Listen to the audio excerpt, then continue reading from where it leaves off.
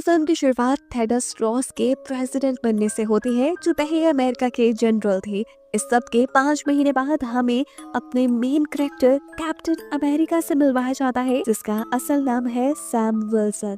इस टाइम वो एक मिशन पर था, जिसके लिए वो यूएसए की मिलिट्री के साथ उन्हीं की एयरक्राफ्ट में मैक्सिको पहुंचता है। इस मिशन में उसके साथ उसका सबसे अच्छा साथी टॉरस भी है, जिसे हम फॉल्कन बना देख सकते हैं। मैक्सिको आने के बाद कैप्टन अमेरिका, टॉरस और बाकी सभी सोल्जर्स मिलकर टेररिस्ट से लड़ने लग जाते हैं, क्योंकि टेररिस्ट ने जापान का एक कंटेनर चुराया था, जिसमें कुछ बहुत ही खास चीज थी। जापान और यूएसए के अच्छे ताल्लुकात थे, इसीलिए यूएसए की मिलिट्री जापान की मदद कर रही थी इस कंटेनर को हासिल करने में। लड़ाई के दौरान हम देखते हैं कि लोगों को मारने के लिए सैम विल्सन बहुत ही अच्छे से अपनी शील्ड के साथ अपने स्ट्रॉन्ग विंग्स का भी इस्तेमाल करता है और एक ही बारी में कई दुश्मनों को मार गिराता है। कभी वो उड़ते हुए सामने अपने दुश्मन पे वार करता है, तो कभी एक ही वक्त में 3-4 लोगों को एक साथ वार करके मार देता है। फॉल्कन भी अपने विंग्स की मदद से कैप्टन अमेरिका का साथ दे रहा था। सभी टेररिस्ट का खात्मा करने के बाद कैप्टन अमेरिका उनके बॉस के पास जाता है, जिसके पास वो कंटेनर था। कंटेनर लेने के बाद इससे पहले कि वो इस आदमी को मार देते, वो आदमी उनके चुंगल से बच निकला और ये लोग यूएस से वापिस आ गए। इस महीने बाद कैप्टन अमेरिका टॉरस से यानी फॉल्कन से बहुत ज्यादा खुश थे, क्योंकि इस लड़ाई में टॉरस ने बहुत हेल्प की थी। अब टॉरस से इम्प्रेस होकर कैप्टन अमेरिका उसे अपने सबसे अच्छे दोस्त आइजिया ब्रैडली से मिलवाने के लिए लेकर जाते हैं। कैप्टन अमेरिका टॉरस को बताते हैं कि आइजिया ब्रैडली पहले एक बहुत ही अच्छे सोल्जर थे और साथ ही साथ कैप्टन अमेरिका भी रह चुके हैं, और ये जानकर टॉरस शॉक रह जाता है। लेकिन एक अजीब बात यहाँ कैप्टन अमेरिका टॉरस को ये बताता है कि कैप्टन अमेरिका बनने के बाद आइजिया ब्रैडली को 30 साल के लिए जेल में डाल दिया गया। हालांकि ये बहुत अजीब था। आइजिया ब्रैडली ने तो कैप्टन अमेरिका बनके बहुत अच्छा काम किया था और बहुत अच्छा परफॉर्म किया था। टॉरस हैरान होकर आइजिया ब्रैडली से पूछता है, आखिर जब आपने इतना अच्छा काम किया था तो यूएसए की मिलिट्री ने आपको जेल में क्यों डाला? आइजिया ब्रैडली ने बताया कि जब वो कैप्टन अमेरिका बने थे तो तब उन्होंने बहुत अच्छे सक्सेसफुल मिशंस किए।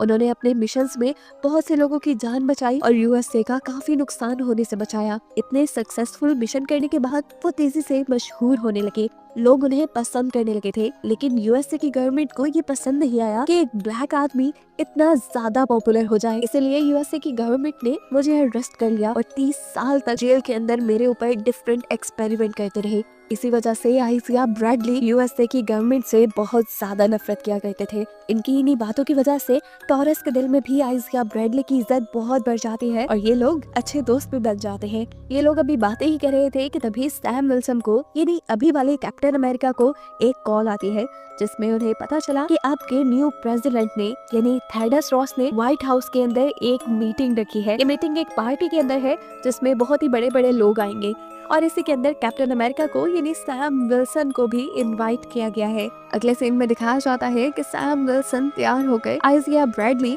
और टॉरस के साथ व्हाइट हाउस पहुंचा है, जहां पर बहुत सारी कंट्रीज के प्रेसिडेंट भी आए हुए हैं। पार्टी में थेडस रॉस सैम विल्सन को देखते ही उसकी तारीफ करने लग जाते हैं कि उसने मैक्सिको में बहुत अच्छा मिशन किया था। थेडस रॉस उससे इम्प्रेस थे। वो जापान की खोई हुई चीज को भी वापस हासिल कर लाया था। खैर, अब सभी के सभी लोग मीटिंग रूम के अंदर इकट्ठा हो जाते हैं। थेडस रॉस स्टेज पे आकर मीटिंग का एजेंडा बताने लगते हैं। वो बताते हैं कि आज से कुछ सालों पहले इंडियन ओशन में एक नया आइलैंड पैदा हो गया है, जिसे सेलेस्टियल आइलैंड के नाम से जाना जाने लगा था। थेडस रॉस बताते हैं कि जैसे ही ये आइलैंड उभरा था, तो इस आइलैंड ने सारे मुल्कों का ध्यान अपनी तरफ कर लिया। सारे ही मुल्क इस पर रिसर्च करने के लिए पहुंच गए और सबको ये बात मालूम हुई कि इस आइलैंड पर कुछ अजीब तरह के मेटल्स पाए जाते हैं, जो मेटल बाकी पूरी दुनिया में नहीं पाए जाते, और ये मेटल सबसे ज्यादा स्ट्रॉन्ग था। इस मेटल का नाम साइंटिस्ट ने एडमेंटियम रख दिया था। जैसे जैसे लोगों को एडमेंटियम के बारे में पता चलने लगा, सभी लोगों ने उसे हासिल करने के लिए यहाँ पे आना शुरू कर दिया। सारे ही मुल्क एडमेंटियम को लेकर जाना चाहते थे और इस चक्कर में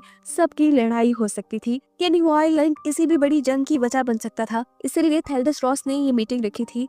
उसने फैसला किया था कि वो लोग सेलेस्टियल आइलैंड की एडमेंटियम मेटल को बराबर बराबर बांट लेंगे, यानी वो मेटल बराबर हर मुल्क में जाएगी, जिससे किसी भी मुल्क के दरमियान जंग नहीं होगी। थेडस रॉस के साथ सभी मुल्कों के प्रेसिडेंट इस बात पर एग्री हो जाते हैं और ये सब लोग मिलकर नया कॉन्ट्रैक्ट करने का फैसला करते हैं। थेडस रॉस यहाँ ये भी बताते हैं कि जापान ने सबसे ज्यादा एडमेंटियम पे रिसर्च की थी और एडमेंटियम की प्योर फॉर्म को हासिल भी कर लिया था। लेकिन फिर टेररिस्ट के ग्रुप ने जापान की वो रिसर्च चुरा ली, जिसे फिर कैप्टन अमेरिका बचा कर लेके आया। यानी मूवी के स्टार्ट में जिस मिशन पर कैप्टन अमेरिका गया था, वो मिशन एडमेंटियम मेटल को ही बचाने का था, जिसके लिए थेडस रॉस सबके सामने कैप्टन अमेरिका और टॉरस का शुक्रिया अदा करते हैं। इसी मीटिंग के दौरान अचानक से एक बहुत ही अजीब चीज होती है। वहाँ पर जोर से साउंड्स बजने लग जाते हैं और इन साउंड्स के बजते ही आइजिया ब्रैडली, जो कि सैम विल्सन के साथ यहाँ आया था, वो खड़ा हो जाता है। अपने पास वाले गार्ड से जबरदस्ती उसकी गन छीनते हुए उसे दूर दीवार पे गिराता है और इसी गन से थेडस रॉस के ऊपर हमला कर देता है। सिर्फ आइजिया ब्रैडली ही नहीं, यहाँ पर मौजूद 4 और गार्ड्स जो कि थेडस रॉस के ही थे, वो भी अपनी गन्स निकाल कर यहाँ थेडस रॉस के साथ बाकी सब के ऊपर भी हमला करने लगे। अभी तक थेडस रॉस इनकी फायरिंग से बचे हुए थे। सिचुएशन को कंट्रोल में करने के लिए सैम विल्सन आइजिया ब्रैडली के हाथ से गन लेने की कोशिश करता है और इस तरह यहाँ सभी गार्ड्स दूसरे हमला करने वाले गार्ड्स को रोकने लग जाते हैं और एक जंग का सा माहौल बन जाता है। इसी केओस के माहौल में यहाँ पर एक बहुत ही जबरदस्त लड़की की एंट्री होती है, जिसने उड़ते हुए यहाँ पर फायरिंग करने वाले सोल्जर्स पर हमला करना शुरू कर दिया था। एक एक करके सबको मारती हुई वो थेडस रॉस को बचाने की कोशिश कर रही थी और इस तरह हमें पता चलता है कि ये लड़की थेडस रॉस की पर्सनल सिक्योरिटी गार्ड थी। फाइनली सैम विल्सन, इस लड़की और टोरस की मेहनत के बाद सभी शूटर गार्ड्स और आइजिया ब्रैडली पकड़े जाते हैं। कैप्टन अमेरिका यानी सैम विल्सन फौरन आइजिया ब्रैडली के पास जाता है और उससे पूछता है कि आखिर तुमने ये सब क्यों किया? मैं जानता हूँ तुम कभी भी थेडस रॉस को नुकसान नहीं पहुंचा सकते, आखिर हुआ क्या था तुम्हें? सैम विल्सन जिस बात में आइजिया ब्रैडली से सवाल पे सवाल करते ही जा रहा था, लेकिन एक और हैरान कर देने वाली अजीब बात ये थी कि आइजिया ब्रैडली को तो कुछ याद नहीं था। उसे वो इंस्टेंट बिल्कुल भूल चुका था कि किस तरह उसने थेडस रॉस के ऊपर हमला किया। वो सैम विल्सन के सामने बिल्कुल इनकार कर चुका था कि तुम जो कह रहे हो मुझे बिल्कुल याद नहीं, मैंने ऐसा कुछ नहीं किया। अब आइजिया ब्रैडली को थेडस रॉस पे हमला करने की वजह से जेल में डाल दिया गया था। सैम विल्सन उससे कहता है, मैं जानता हूँ अगर तुम्हें कुछ याद नहीं तो जरूर इसके पीछे कोई और है और मैं सच का पता चला के रहूंगा और तुम्हें यहाँ से निकाल लूंगा, ये मेरा वादा है तुमसे। सैम विल्सन अब इस पूरे वाकये की इन्वेस्टिगेशन करने वाला था। वो फौरन टॉरस के पास गया और वहां जाकर उसने व्हाइट हाउस की सीसीटीवी फुटेज निकाल ली। सीसीटीवी फुटेज को देखते हुए इन्हें काफी अजीबोगरीब चीजें नजर आती है। जैसा कि मीटिंग के स्टार्ट होने से पहले आइजिया ब्रैडली जब अपना फोन यूज कर रहा था तो उसका फोन अजीब तरीके से ब्लिंक हुआ था और इस ब्लिंकिंग में सिर्फ व्हाइट लाइट नजर आ रही थी। और यही सेम काम उन 4 गार्ड्स के साथ भी हुए थे जिन गार्ड्स ने थेडस रॉस के ऊपर हमला किया था। एक और शॉकिंग चीज इन्होंने ये नोटिस की कि उन सारे गार्ड्स और आइजिया ब्रैडली ने जब हमला किया था ठीक उससे पहले एक गाना बजा था, जैसे उस म्यूजिक ने उन्हें ट्रिगर किया हो। ये देखते हुए सैम विल्सन और टोरस को ये बात श्योर हो गई थी कि आइजिया ब्रैडली और उन 4 गार्ड्स से किसी ने ये काम करवाया था और वो 5 बेकसूर है। अब आइजिया ब्रैडली को बचाने के लिए सैम विल्सन टोरस के साथ ही मिलकर डिसाइड कर लेता है कि आखिर वो उस आदमी को ढूंढ कर रहेगा जिसने आइजिया ब्रैडली को फंसाया था और थेडस रॉस के ऊपर हमला किया था। ये डिसाइड करने के बाद सैम विल्सन अपनी गाड़ी में बैठकर बाहर निकल जाता है। अभी वो रास्ते में ही था कि उसके ऊपर किसी ने गन से हमला कर दिया। बाहर निकलकर उसने देखा तो ये वही टेररिस्ट का लीडर था जिसके हाथ से वो जापान का कंटेनर बचा कर लाया था और वो अब सैम विल्सन के सामने बदला लेने के लिए आ चुका था। सैम विल्सन इससे लड़ता है और जल्द ही इसे हरा देता है। उसको हरा कर मारते ही अभी सैम विल्सन फ्री नहीं हुआ था कि उसे एक कॉल आ गई। कॉल में एक बंदा उसे कहता है, तुमने इस आदमी को तो मार दिया लेकिन आगे जो कुछ भी होने वाला है तुम उसमें से किसी भी चीज को नहीं रोक पाओगे। इस फोन कॉल ने सैम विल्सन को परेशान कर दिया था क्योंकि इस बात से उसने इतना अंदाजा लगा लिया था कि कोई तो है जो उसके ऊपर भी नजर रखे हुए है और जरूर इस आदमी का ताल्लुक थेडस रॉस पे किए हमले से भी होगा। इसलिए वो जल्दी से टॉरस के पास आकर उसकी इस फोन कॉल को ट्रेस करवाता है। कॉल ट्रेस करने पे इन्हें पता चला कि ये कॉल तो उन्हें एक गवर्नमेंट फैसिलिटी से ही आ रही थी। अब वहाँ पे ऐसा कौन था जो ये सब करवा रहा था, ये जानने के लिए टॉरस और सैम फौरन ही वहाँ के लिए निकल जाते हैं। जाकर इन्होंने जो देखा ये लोग हैरान रह गए। वो फैसिलिटी असल में एक साइंस लैब थी जिसमें गवर्नमेंट का कोई काम नहीं हो रहा था, बल्कि वहाँ पर कुछ एक्सपेरिमेंट चल रहे थे जो थेडस रॉस पर्सनली करवा रहा था। पता चलता है कि ये एक्सपेरिमेंट वो तब से करवा रहा था जब वो आर्मी में जनरल था। अभी वो इन्हीं चीजों को सोचकर हैरान ही हो रहे थे कि इनके सामने एक नए कैरेक्टर की एंट्री हो गई। इसका नाम था द लीडर, जिसे देखकर ये दोनों हद-तक रह गए। एक तो द लीडर पूरा ग्रीन था और ऊपर से उसका सर भी बहुत बड़ा था। सैम अब उससे पूछता है, तुम कौन हो और ये सब क्यों करवा रहे हो? मैं जानता हूँ थेडस रॉस पे भी हमला तुमने ही करवाया है। आखिर चाहते क्या हो तुम? इसकी बातें सुनकर बिल लीडर ने उसे बताया कि मैं एक साइंटिस्ट हूँ। एक मरतबा मैंने ब्रूस नाम के एक मार्वल कैरेक्टर की मदद की। उसकी मदद के चक्कर में मुझे खुद को भी चोट लग गई और वो तो पहले से ही ब्लीड कर रहा था। उसका गामा रेडिएशन वाला ब्लड मेरे सर के जख्म पर गिर गया और उसके गामा रेडिएशन के इन्फेक्टेड ब्लड की वजह से मेरा सर बड़ा होने लगा और मैं इस तरह अजीब सा दिखने लग गया। लेकिन एक पॉजिटिव चीज जो इस सबसे हुई, मेरे दिमाग की पावर कई 100 गुना बढ़ गई थी।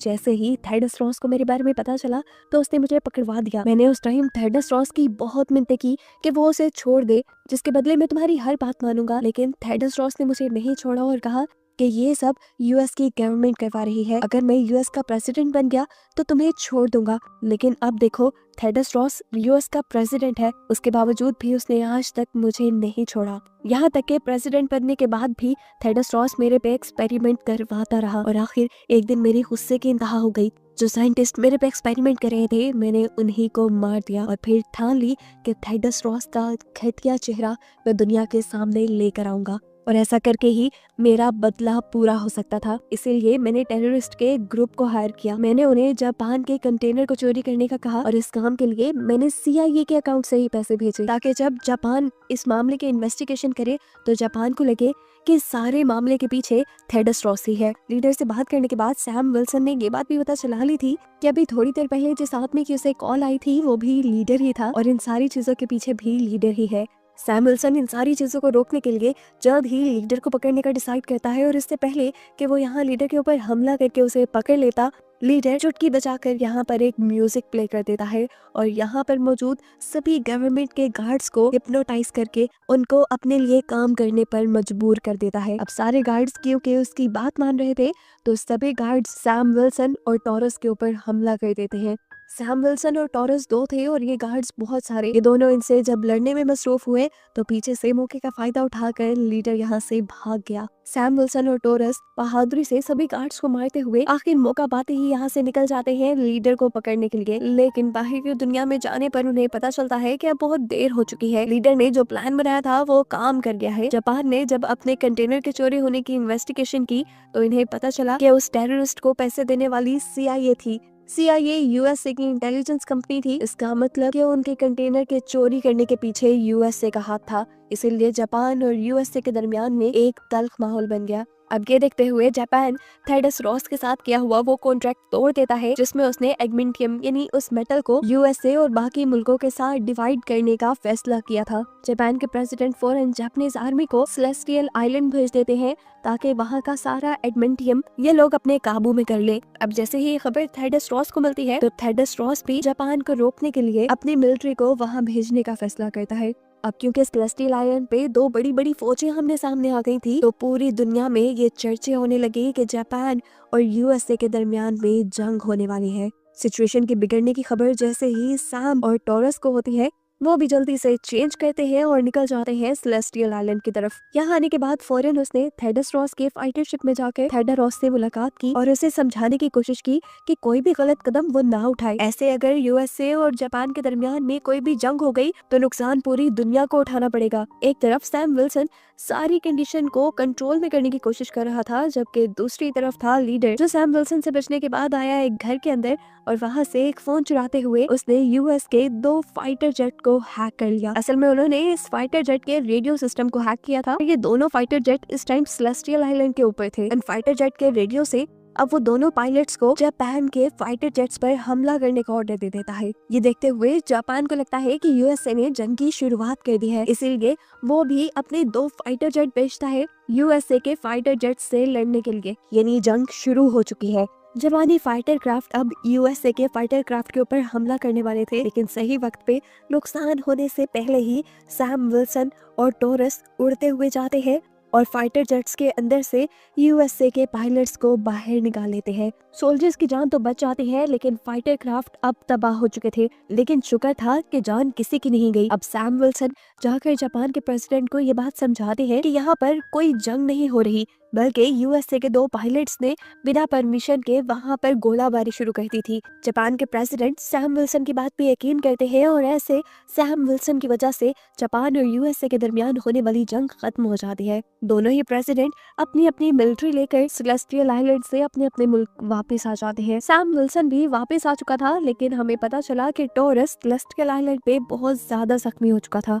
लेकिन ठीक वक्त पर सैम उसे हॉस्पिटल ले आया और अब उसका इलाज चल रहा है। सीन कट होकर अब हमें दिखाया जाता है कि थेडस रॉस ने दोबारा एक प्रेस कॉन्फ्रेंस रखी जिसमें वो ये बात क्लियर करना चाहते थे कि जापान और उनके दरमियान में कोई जंग नहीं हुई, बल्कि एक गलत फहमी हुई थी। इसी प्रेस कॉन्फ्रेंस के अंदर सैम विल्सन भी था और यहाँ पर उससे मिलने के लिए लीडर भी आ गया। वो सैम विल्सन पर गुस्सा था क्योंकि उसने जो प्लान बनाया था यूएसए और जापान के दरमियान जंग करवाने का, सैम विल्सन की वजह से उसका पूरा प्लान चौपट हो गया और ऐसे थेडस रॉस का जो घटिया चेहरा उसने लोगों को दिखाना था वो भी लोगों के सामने नहीं आ सका। लीडर सैम विल्सन से कहता है, तुम फिक्र ना करो, थेडस रॉस का घटिया चेहरा तो मैं लोगों के सामने ला कर ही रहूंगा। सैम विल्सन लीडर से पूछता है कि आखिर थेडस रॉस को तुम्हारे से प्रॉब्लम क्या थी। तब लीडर उसे थेडस रॉस का पास्ट बताता है कि पहले थेडस रॉस को एक जानलेवा बीमारी थी। इस बीमारी की वजह से वो मर सकता था, लेकिन जैसे ही लीडर को उसकी बीमारी के बारे में पता चला तो लीडर ने थेडस रॉस की मदद की और एक ऐसी दवाई बनाई जिससे उसकी बीमारी ठीक होने लगी। लीडर बताता है कि थेडस रॉस वो दवाई रोज खाता है और उस दवाई के अंदर असल में गामा रेडिएशंस है। लीडर बताता है कि रोज वो गोली लेने की वजह से थेडस रॉस की बॉडी में अब बहुत सारी गामा रेडिएशंस जमा हो चुकी हैं और अब इन गामा रेडिएशंस का रिजल्ट क्या होगा कुछ ही सेकंड में दिखाया जाता है। प्रेस कॉन्फ्रेंस के दौरान थेडस रॉस की पूरी बॉडी अजीब तरह से हिलने लग जाती है। वो नीचे गिरता है और हम देखते हैं कि उसका पूरा जिस्म लाल पड़ने के साथ साथ बड़ा भी होता जा रहा है और कुछ ही देर में देखते ही देखते वो एक रेड हल्क में बदल जाता है। गामा रेडिएशन उसके अंदर बहुत ज्यादा एग्रेशन ले आती है जिसकी वजह से वो यहाँ चीजों की तोड़फोड़ में लग जाता है और सोल्जर्स उसे रोकते रह जाते हैं। अब सिचुएशन को कंट्रोल करने के लिए सैम विल्सन को सामने आना था, लेकिन वो यहाँ लीडर को भी नहीं छोड़ के जा सकता था। उसने यहाँ पर मौजूद सोल्जर्स के हाथों सबसे पहले लीडर को ही अरेस्ट करवाया और फिर सिचुएशन कंट्रोल करने के लिए यानी रेड हल्क को कंट्रोल करने के लिए सामने आया। ये लड़ाई मूवी की बेस्ट फाइट थी। कैप्टन अमेरिका के सामने रेड हल्क था और रेड हल्क कहीं ना कहीं उससे ज्यादा ताकतवर था, क्योंकि लड़ते हुए रेड हल्क ने पूरी जलती हुई कार उठाकर कैप्टन अमेरिका की तरफ फेंक दी, जिससे बचने के लिए कैप्टन अमेरिका ने अपने पंखों का इस्तेमाल किया, लेकिन हैवी मेटल से बने हुए ये पंख भी रेड हल्क ने लड़ाई के दौरान तोड़ दिए और कैप्टन अमेरिका की शील्ड को भी जमीन में गाड़ दिया। अब इससे पहले कि रेड हल्क कैप्टन अमेरिका का किस्सा तमाम कर देता, कैप्टन अमेरिका उसे इमोशनली वीक करने का सोचता है और उसके सामने उसकी बेटी का नाम लेता है। वो उससे कहता है, तुम्हें तुम्हारी बेटी के लिए रिलैक्स होना पड़ेगा, तुम बुरे आदमी नहीं हो, शांत हो जाओ प्लीज। हैरानकुन तौर पर सैम विल्सन की ये टेक्निक काम कर जाती है और अपनी बेटी का नाम सुनते ही थेडस रॉस दोबारा नॉर्मल इंसान बन जाता है, यानी रेड हल्क से दोबारा एक इंसान बन जाता है। नॉर्मल होते ही थेडस रॉस को फौरन ही अरेस्ट कर लिया गया, क्योंकि उसने रेड हल्क बन के यहाँ बहुत सारे कानून तोड़े थे और पहले भी बहुत सी इलीगल चीजें अब उसके सामने आ गई थी। यहाँ जेल में सैम विल्सन थेडस रॉस से उसकी बेटी को मिलवाने के लिए लेकर आता है। साथ ही साथ अभी सैम विल्सन ये बात भी साबित करने की कोशिश में था कि आइजिया ब्रैडली ने थेडस रॉस के ऊपर हमला नहीं करवाया था। जैसे ही उसकी ये बात साबित हो जाती है तो आइजिया ब्रैडली को भी जेल से आजाद कर दिया जाता है और ऐसे सैम विल्सन का मिशन पूरा हो जाता है और ये कहानी यहीं खत्म हो जाती है। लेकिन फिर मूवी के एंड पे हमें एक एंड क्रेडिट सीन दिखाया जाता है जहां सैम विल्सन लीडर से मिलने के लिए जेल आया है। लीडर सैम विल्सन से कहता है, तुम्हें क्या लगा मुझे पकड़कर तुम्हारी सारी मुश्किलें हल हो गई? ऐसा नहीं है, मैं अपनी पावर्स की मदद से फ्यूचर देख सकता हूँ और यहाँ पर अब वो सब आने वाले हैं जिनका तुम मुकाबला नहीं कर पाओगे। सैम विल्सन ने पूछा, कौन? लीडर ने बताया, हमारी इस दुनिया के अलावा भी इस पूरी कायनात में बहुत सी दुनिया है जहाँ पर वो सब रहते हैं और जब वो आएंगे तुम उनका सामना नहीं कर पाओगे। लीडर के कहते ही ये मूवी यहीं पर खत्म हो जाती है।